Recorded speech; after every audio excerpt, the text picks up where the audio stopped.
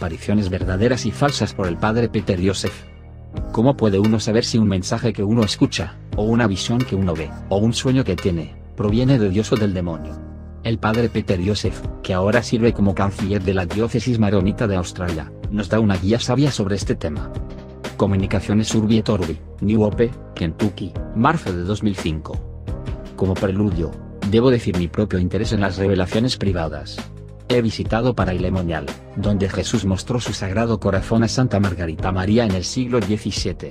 He visitado Ruedeback, donde la medalla milagrosa fue entregada a Santa Catalina Laboure en 1830. He visitado Lourdes, Knock y Fátima, y también las dos ciudades belgas donde apareció Nuestra Señora, Beurain, 1932-33, y Van Neux, 1933. Llevo el escapulario marrón y la medalla milagrosa. He conducido horas santas para celebrar la fiesta de la Divina Misericordia desde 1993. Creo que, por todo esto, puedes ver que no me opongo a las revelaciones privadas. Pero me opongo a las revelaciones falsas, me opongo a las revelaciones dudosas, me opongo a las revelaciones desaprobadas, me opongo a la obsesión por las revelaciones privadas. Me opongo a todas estas cosas precisamente porque creo en las revelaciones privadas genuinas y su papel en la vida de la Iglesia. La abundancia de supuestos mensajes y revelaciones en los últimos 40 años hace cada vez más necesaria la tradicional precaución y el discernimiento de los espíritus. En medio de la confusión actual y el páramo espiritual, muchos católicos están buscando contacto con lo sobrenatural a través de nuevas revelaciones privadas, independientemente de si han sido aprobadas o no, o incluso si están de acuerdo o no con la fe. Revelaciones privadas ocurren. Dios puede, y a veces lo hace, otorgar revelaciones a individuos privados. Aquellos que los reciben, y están completamente seguros de que provienen de Dios, deben creerles. Pero la Iglesia nunca impone a los católicos la obligación de creer en las revelaciones privadas de nadie, ni siquiera las de los grandes santos. La Iglesia les da su aprobación solo cuando está satisfecha después de un examen riguroso de su utilidad espiritual y de la evidencia de la que dependen. El Catecismo. El Nuevo Catecismo en el número 67 dice, a lo largo de las épocas, ha habido revelaciones llamadas privadas, algunas de las cuales han sido reconocidas por la autoridad de la Iglesia. Sin embargo, no pertenecen al depósito de la fe. No es su papel mejorar o completar la revelación definitiva de Cristo, sino ayudar a vivir más plenamente en un cierto periodo de la historia. La fe cristiana no puede aceptar las revelaciones que pretenden superar o corregir la revelación de Cristo es el cumplimiento, como es el caso en ciertas religiones no cristianas y también en ciertas sectas recientes que se basan en tales revelaciones. Ver St. Thomas, Summa I, Q174, artículo A3. ¿A quién tiene en mente el catecismo? Entre otros, musulmanes y mormones. Mahoma afirmó que los evangelios tergiversan a Cristo, y los mormones creen que hay un tercer testamento. Fuentes de revelaciones. En última instancia, hay tres fuentes de revelaciones: visiones, prodigios y cosas parecidas: Dios, el hombre o el diablo. Bajo el título de Dios, incluyo las criaturas sagradas de Dios, como Nuestra Señora u otro santo o un ángel. Bajo el hombre, me refiero a cualquier conocimiento o poder humano o imaginación, cualquier habilidad o engaño humano, o cualquier actividad o dispositivo humano que cause que algo suceda. Bajo el demonio, incluyo al mismo diablo o a cualquiera de los otros demonios. El poder del diablo. Muy pocas personas conocen los plenos poderes del diablo y su habilidad para engañar. Muchos católicos piensan que tan pronto como se produce un prodigio, debe ser obra de Dios. Pero, como dije, los mensajes y prodigios pueden emitirse a partir de tres fuentes en última instancia: Dios, muchos el diablo. Es el trabajo del discernimiento e identificar quién está trabajando en un caso dado. Es el conocimiento del engaño diabólico lo que hace a la Iglesia cautelosa aquí. Mi siguiente parte sobre el poder de los demonios está tomada del padre Jordan Aumann, un sacerdote dominico que enseñó durante muchos años en la Universidad Angelicum de Roma. Lo que los demonios pueden y no pueden hacer. Los demonios no pueden hacer lo siguiente. 1. Producir cualquier tipo de fenómeno verdaderamente sobrenatural. 2. Crea una sustancia, ya que solo Dios puede crear. 3. Devolver la vida a una persona muerta, aunque podrían producir la ilusión de hacerlo.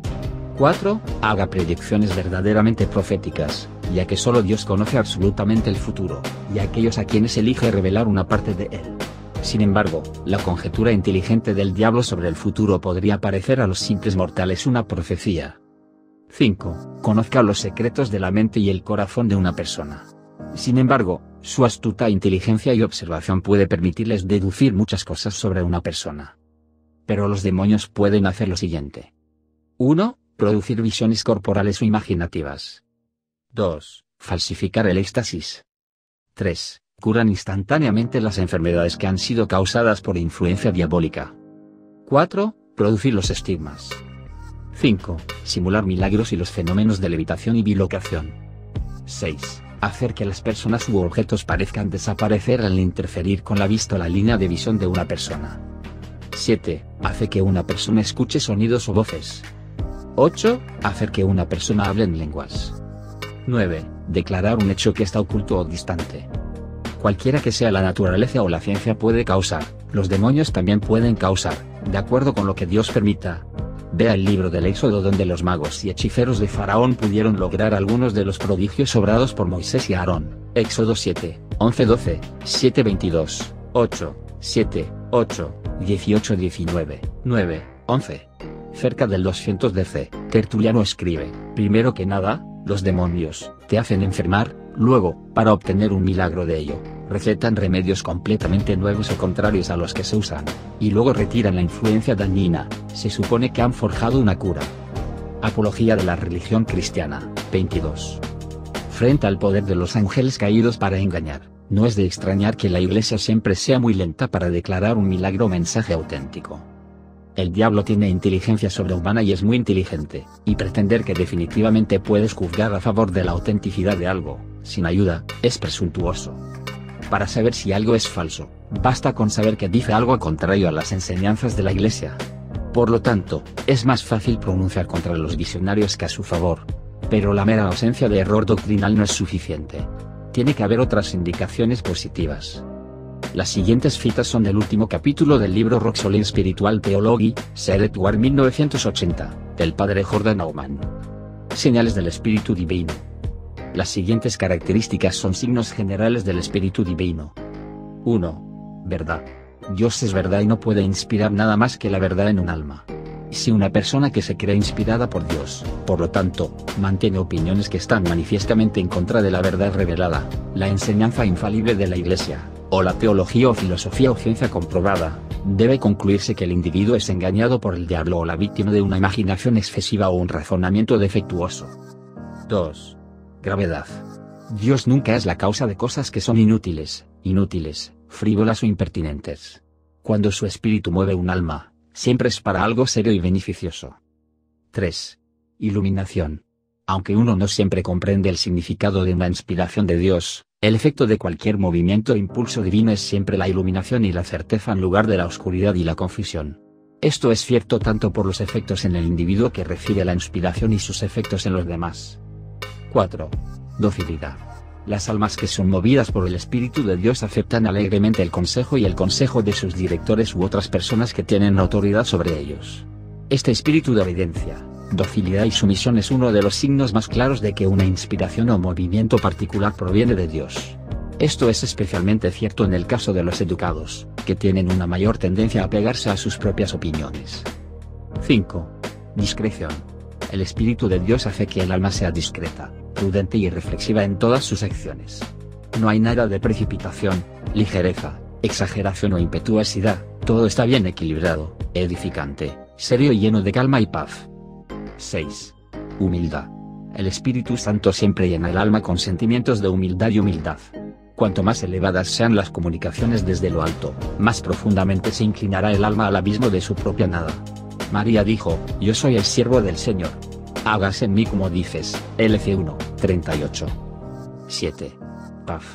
San Pablo habla con frecuencia de la paz que proviene de Dios, Romanos 15:33, Filipenses 4:9, y Jesús menciona la paz como una de las manifestaciones de su espíritu, JN 14:27. Esta es una cualidad que siempre acompaña las comunicaciones de Dios. El alma experimenta una serenidad profunda y estable en lo más profundo de su espíritu, pp. 402:3. P. Aumann menciona otros signos también: confianza en Dios, flexibilidad de voluntad, pureza de intención, paciencia en sufrimiento, abnegación propia, sencillez, libertad de espíritu. Señales del espíritu diabólico. Ya que el diablo puede disfrazarse como un buen espíritu e incluso causar lo que parecen ser auténticos fenómenos místicos, es útil mencionar brevemente los diversos signos del espíritu diabólico. 1. Espíritu de falsedad. El diablo es el padre de las mentiras, pero hábilmente oculta su engaño a medias verdades y fenómenos pseudomísticos. 2. Curiosidad mórbida. Esto es característico de aquellos que buscan ansiosamente los aspectos esotéricos de los fenómenos místicos o tienen una fascinación por lo oculto de lo sobrenatural. 3. Confusión, ansiedad y depresión profunda. 4. Obstinación. Una de las señales más seguras de un espíritu diabólico. 5. Indiscreción constante y un espíritu inquieto. Aquellos que constantemente van a extremos, como en ejercicios de penitencia o actividad apostólica, o descuiden sus obligaciones primarias de hacer algún trabajo personalmente elegido. 6. Espíritu de orgullo y vanidad. Muy ansioso por publicitar sus dones de gracia y experiencias místicas. 7. Falsa humildad. Este es el disfraz de su orgullo y amor propio. 8. Desesperación, falta de confianza y desaliento. Una característica crónica que alterna con la presunción, la seguridad inútil y el optimismo infundado. P. 412. P. Aumann menciona otros signos también. Impaciencia en el sufrimiento y el resentimiento terco, pasiones descontroladas y fuerte inclinación a la sensualidad, generalmente bajo el disfraz de la unión mística, hipocresía, simulación y duplicidad, excesivo apego a los consuelos sensibles, particularmente en su práctica de oración, falta de profunda devoción por Jesús y María, la adhesión escrupulosa a la letra de la ley y el celo fanático en la promoción de una causa. Señales del espíritu humano. El espíritu humano está siempre inclinado a sus propias satisfacciones, es un amigo del placer y un enemigo del sufrimiento de cualquier tipo. Se inclina fácilmente por cualquier cosa que sea compatible con su propio temperamento, sus gustos personales y caprichos, o la satisfacción de amor propio. No escuchará de humillaciones, penitencia, renunciación o mortificación. Si algún director o confesor va en contra de sus inclinaciones, inmediatamente se lo tilda de inepto e incompetente. Busca el éxito, los honores, los aplausos y los pasatiempos. Siempre es un gran promotor de cualquier cosa que pueda despertar admiración o notoriedad. En una palabra, el espíritu humano no comprende ni se preocupa por nada excepto por su propio egoísmo. A veces es difícil en la práctica juzgar si las manifestaciones dadas provienen del diablo o de un espíritu puramente humano y egoísta, pero siempre es relativamente fácil distinguir entre estos dos y el espíritu de Dios. Será posible en la mayoría de los casos, por lo tanto, para determinar que un espíritu dado no podría ser de Dios y que debe ser combatido, incluso si uno no está seguro de si es, de hecho, del demonio o del ego humano. P. 413. Algunas normas para el discernimiento. Las siguientes normas se ofrecen como guías para el director espiritual en el discernimiento de los espíritus en lo que respecta a revelaciones y profecías. 1. Cualquier revelación contraria al dogma o la moral debe ser rechazada como falsa. Dios no se contradice a sí mismo. 2. Cualquier revelación contraria a la enseñanza común de los teólogos o que pretenden resolver un argumento entre las escuelas de teología es gravemente sospechosa. 3. Si algún detalle u otro en una revelación es falso, no es necesario rechazar toda la revelación, el resto puede ser auténtico. 4. El hecho de que se cumple una profecía no es en sí misma una prueba concluyente de que la revelación fue de Dios, podría haber sido el mero despliegue de causas naturales o el resultado de un conocimiento natural superior por parte del vidente. 5. Las revelaciones sobre asuntos meramente curiosos e inútiles deben rechazarse como no divinas. Lo mismo se puede decir de aquellos que son detallados, largos y llenos de una superfluidad de pruebas y razones. Las revelaciones divinas son generalmente breves, claras y precisas. 6. La persona que recibe la revelación debe examinarse cuidadosamente, especialmente en cuanto a temperamento y carácter. Si la persona es humilde, equilibrada, discreta, evidentemente avanzada en virtud y goza de buena salud mental y física, hay buenas razones para seguir adelante y examinar la revelación misma. Pero si el individuo está exhausto por excesivas mortificaciones, sufre una aflicción nerviosa, está sujeto a periodos de gran agotamiento o gran depresión, o está ansioso por divulgar la revelación, hay motivos para serias dudas. P. 430. Curiosidad. ¿La información es útil para la salvación de las almas? Si se trata simplemente de satisfacer la curiosidad, es poco probable que sea de origen divino. Algunos videntes aparentemente actúan como mediums, dan información sobre nacimientos, matrimonios, procesos legales, enfermedades, eventos políticos, etc. Dios no ejecuta una oficina de encuesta. Algunos son muy inteligentes para observar, o muy intuitivos, y pueden trabajar con pequeñas cosas. En las sesiones de espiritismo, los muebles a menudo se empujan, o un espíritu mueve la mano de una persona para escribir mensajes, etc. Dios nunca ha hecho estas cosas en ninguna revelación aprobada. La curiosidad se refleja en las personas que dicen decirte cuál fue el destino final de la princesa Diana, Frank Sinatra, Elvis Presley, etc. Nos encantaría saber quién está en el cielo y quién no. Una señora de la que me enteré afirma saber dónde está cada persona fallecida. Curiosamente todos están en el purgatorio o en el cielo. Supongo que dañar a los negocios y la popularidad es decirle a la gente que ciertos parientes están en el infierno. En realidad, cualquier persona que pronuncia sobre personas famosas es inmediatamente no creído. También son sospechosas las revelaciones que simplemente dan lugar a perogrulladas y trivialidades. ¿Por qué el diablo lo hace?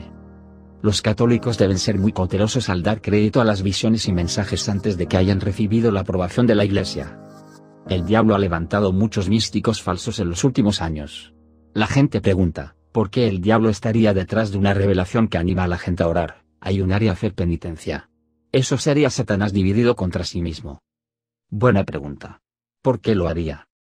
Respuesta: por varias razones, para distraer a las personas de las revelaciones privadas genuinas, guiarlos a ejercicios no bendecidos como tales por Dios, llevar las revelaciones privadas a un descrédito completo, para causar desencanto e incluso una crisis de fe cuando un vidente se ve más adelante como falso, y, lo peor de todo, sutilmente para sacar a algunas personas de la Iglesia por completo. El diablo está dispuesto a perder mucho, si puede ganar a largo plazo. El diablo se regocija cuando los católicos rechazan los medios probados y verdaderos de crecimiento espiritual para perseguir lo extraordinario y lo no aprobado. La Iglesia es extremadamente cuidadosa antes de aprobar una revelación privada, porque ella sabe cómo incluso Satanás se disfraza de ángel de luz, 2 Cor 11:14. Ella debe evitar tanto la credulidad como el escepticismo infundado. No apaguen el espíritu, no desprecien la profecía, sino prueben todo, dirige San Pablo, 1 Tes. 5, 19-21. Y San Juan advierte, amado, no creas a todo espíritu, sino prueba a los espíritus para ver si son de Dios, 1 Jn 4, 1. Algunos espíritus son bastante fáciles de discernir, otros muy difíciles. Los sacerdotes en particular deben ser ejemplos de prudencia y obediencia en esta área. Ejemplos de visionarios juzgados como falsos. Algunas personas se han pronunciado en contra por su nombre, por ejemplo, Basula Riden, y el pequeño guijarro, William Camp.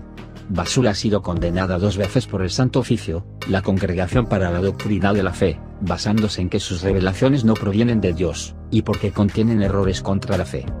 Oyes a la gente decir, pero sus escritos son tan espirituales y tan hermosos.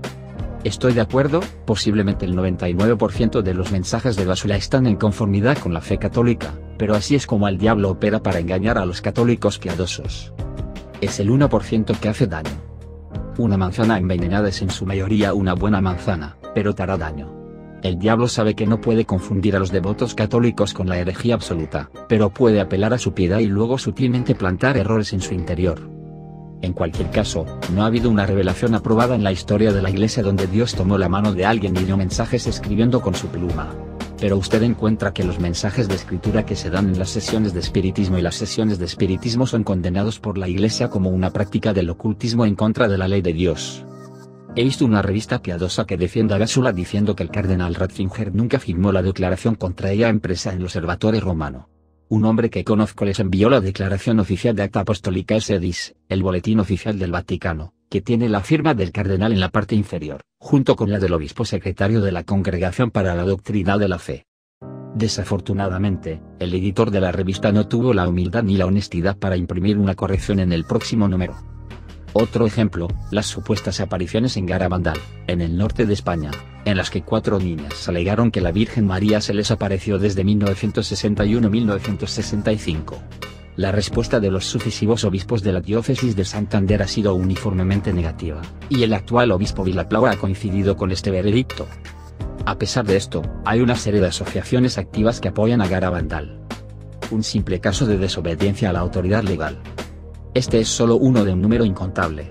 Hay Montichiari en Italia, 1947, Nefedra en los Estados Unidos, 1949, Palmar de Troya en España, 1968, Baiside en los Estados Unidos, 1970, Dofule en Francia, 1972, y cientos de otros, por no hablar de todos los supuestos visionarios y locutores pasados y presentes, como la dama irlandesa, Christina Gallagher, y muchas otras almas pobres e ilusas.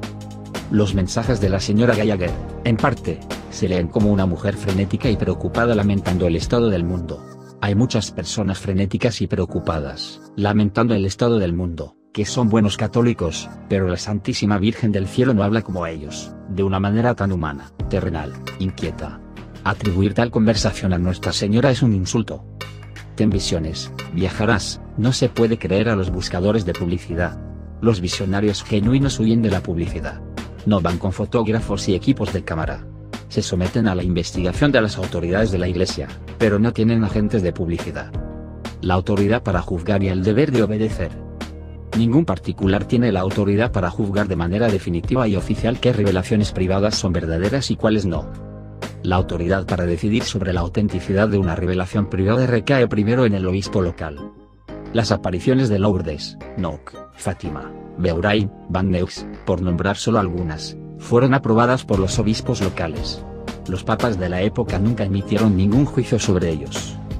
La práctica canónica actual es que el obispo local debe designar un comité para investigar y decidir sobre cualquier revelación privada, si lo considera digno de investigación, pero la Santa Sede puede intervenir si es necesario o si el obispo así lo solicita. Alternativamente, puede solicitar a la conferencia episcopal de su país que colabore en la investigación y el juicio. Está prohibido, así como también es pecaminoso, propagar revelaciones privadas que han recibido un juicio negativo del obispo local, la Conferencia de Obispos o la Congregación para la Doctrina de la Fe del Vaticano. Algunas personas dicen, voy a seguirlo hasta que el Papa diga que es falso. Esta es una guía inútil para la acción en este asunto. Muy rara vez el Papa hace un pronunciamiento a favor o en contra de una revelación. En cuanto a las declaraciones atribuidas al Papa, por ejemplo, escuché que el Papa le dijo a la señora Smith después de la misa en su capilla privada que cree en Garabandal y Baiside. El Papa le dijo a ella que podía seguir adelante e imprimir ese libro condenado. Nadie tiene derecho a actuar en tales chismes. La Iglesia se rige por declaraciones promulgadas públicamente, no por rumores y comunicaciones personales. Los papas pueden optar por mostrar su aprobación de ciertas revelaciones, después de la decisión de un obispo local o una conferencia de obispos, hablando de ellos, o colocando una nueva fiesta en el calendario litúrgico, o visitando los lugares intrínsecamente relacionados con ellos, por ejemplo, Guadalupe, Paray-le-Monial, Rue de Bac, Lourdes, Knock, Fátima, Beaurain, Van Neux. Incluso si el obispo local desaprueba equivocadamente una verdadera revelación, la obediencia a la Iglesia sigue siendo primordial. Es un pecado propagar una revelación privada desobedientemente, pero nunca puede ser un pecado no propagar una. Esto se aplica tanto a los videntes reivindicados como a los seguidores. De hecho, si un supuesto visionario desobedece una orden legítima del obispo y reclama el respaldo de Dios para la acción, esta es una señal segura de que el mensaje no proviene de Dios. Incluso si se ha dado una revelación privada genuina, ni siquiera Dios mismo querría o ordenaría a un vidente que la extendiera contra un decreto legal de un obispo para que desistiera. De hecho, hay ocasiones en la vida de Santa Teresa de Jesús de Ávila, fallecida en 1582, y Santa Margarita María, fallecida en 1690, y Sor Josefa Menéndez, fallecida en 1923, donde nuestro Señor les dio una directiva, pero luego su superior lo prohibió. ¿Qué hicieron? Obedecieron a su superior humano en la tierra. ¿Qué les dijo entonces nuestro Señor? Has hecho bien en obedecer a mi representante. En una ocasión, el Sagrado Corazón de Jesús le dijo a Santa Margarita María que hiciera algo, pero su superior no aprobó. Cuando regresó, ella le preguntó acerca de esto, y él respondió: no solo deseo que hagas lo que tu superior manda, sino también que no debes hacer nada de todo lo que ordeno sin su consentimiento. Amo la obediencia, y sin ella nadie me puede agradar. Autobiografía de Santa Margarita María. Los escritores espirituales tienen un axioma: un superior puede o no estar inspirado por Dios en su mandato, pero siempre está inspirado para obedecer. Por supuesto, no estamos hablando de que un superior ordene un pecado, y, como dije antes, no es pecado dejar caer una revelación privada. Satanás puede realmente promover cosas buenas por un tiempo, siempre que gane a largo plazo. Las revelaciones de Neceda, Wisconsin, parecían tener buenos frutos, pero eran falsas. Se dice que los rosarios cambian a oro. Del mismo modo para Baiside. Pero la desobediencia les mostró que eran falsos. El Señor dijo a Santa Margarita María: escucha, hija mía, Y no creas a la ligera y confíes en cada espíritu, porque Satanás está enojado y tratará de engañarte. No hagas nada sin la aprobación de aquellos que te guían. Por lo tanto, bajo la autoridad de la obediencia, sus esfuerzos contra ti serán en vano, porque no tiene poder sobre los obedientes. Autobiografía. Después del error en sí mismo, la marca de un místico falso es la obstinación y la desobediencia. Me encanta esta cita de Santa Faustina Kowalska: Satanás puede incluso vestirse con un manto de humildad, pero no sabe cómo usar el manto de la obediencia. Diario, párrafo 939. Los místicos genuinos, como San Pío de Pietrelcina, Padre Pío, son modelos de obediencia. Nunca pretenden establecer a Cristo contra su Iglesia. Todos son libres de tener una opinión, pero todos deben someterse al juicio de la Iglesia con obediencia práctica. Lo que quiero decir es, todavía eres libre de estar en desacuerdo. El obispo no es infalible en este asunto, pero le debes obediencia práctica, es decir, no puedes actuar en contra del decreto, no puedes propagar una revelación que el obispo ha juzgado negativamente, o continuar diciendo públicamente que la consideras genuina. Recuerde, una comisión de la Iglesia puede dar un veredicto negativo por razones que no puede declarar públicamente. Por ejemplo, puede haber encontrado cosas en contra del carácter del vidente, pero no lo dirá públicamente, aunque esto justificaría la decisión y ayudaría a las personas para aceptarlo. Si un llamado mensaje es juzgado como no auténtico por razones doctrinales, entonces no eres libre de defender tales mensajes, porque entonces estarás defendiendo el error. Basula Riden es un ejemplo de esto. El juicio contra ella fue por falsa doctrina en sus escritos. ¿Cómo y por qué los católicos piadosos la defendieron después del juicio negativo de la Congregación para la Doctrina de la Fe de la Santa Sede me sobrepasa? Todo su caso es en blanco y negro. Además de la heterodoxia, sus supuestos mensajes, que deben ser escritos a mano por nuestro Señor, contienen errores de ortografía y gramática. ¿Puedes decir públicamente que crees que una revelación aprobada no es genuina? Sí, si tú quieres. La Iglesia nunca te ordena aceptar ninguna revelación privada. Pero cualquier desacuerdo semejante debe expresarse respetuosamente. La precaución nunca hace daño. El simple hecho es que la mayoría de las revelaciones reclamadas son falsas. Es extremadamente tonto, por lo tanto, dedicarse a propagar un mensaje desaprobado o dudoso, que en realidad podría provenir del padre de las mentiras. Si un día ves su falsedad por ti mismo, te arrepentirás enormemente y no podrás deshacer el daño causado a otros. Por otro lado, hay más que suficientes mensajes aprobados para difundir, si desea diseminarlos. Es mejor mantener lo que la Iglesia respalda, que ir solo y arriesgarse a ser víctima del diablo. El padre Peter Joseph de Wagga Wagga, Australia, tiene un doctorado en Teología Dogmática de la Pontificia Universidad Gregoriana de Roma. Es el editor de la versión revisada de Apologética y Doctrina Católica del arzobispo Sean, Saint Austin Press 2001, y actualmente es el canciller de la diócesis maronita de Australia. Todos los derechos, Dr. Robert Moynihan.